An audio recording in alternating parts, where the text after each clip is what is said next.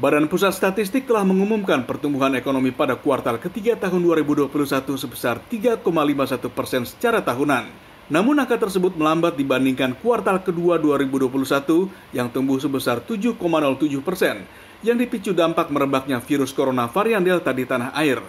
Kondisi yang terjadi saat ini dinilai peneliti ekonomi makro dan keuangan Institute for Development of Economics and Finance atau INDEF, Abdul Manap Pulungan dalam sebuah konferensi pers virtual pada 5 November menunjukkan bahwa konsumsi rumah tangga belum pulih. Begitu pula investasi.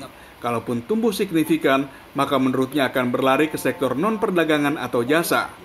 Namun, apabila sektor jasa pun rendah dalam menyerap tenaga kerja, maka dampak lanjutannya terhadap pertumbuhan ekonomi yang tidak begitu tinggi. Capaian ekonomi di triwulan ketiga 2021 menurutnya sebagian besar ditopang ekonomi domestik, yaitu dari konsumsi rumah tangga dan investasi. Apabila keduanya dikelola dengan baik, dia mengatakan sudah dapat menjaga sekitar 75% dari kekuatan ekonomi Indonesia. Namun jika jumlah penduduk yang besar akan menjadi beban, tentu tidak bisa lagi bergantung pada konsumsi rumah tangga. Dalam jangka menang atau panjang adalah teknologi. Teknologinya bisa kita lihat.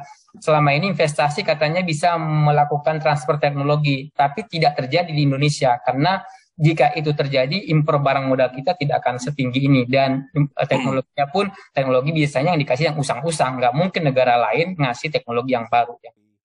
Indef sendiri memperkirakan pertumbuhan ekonomi Indonesia di kuartal keempat 2021 ada di kisaran 3 hingga 4%. Proyeksi tersebut lebih tinggi daripada realisasi kuartal sebelumnya sebesar 3,51%.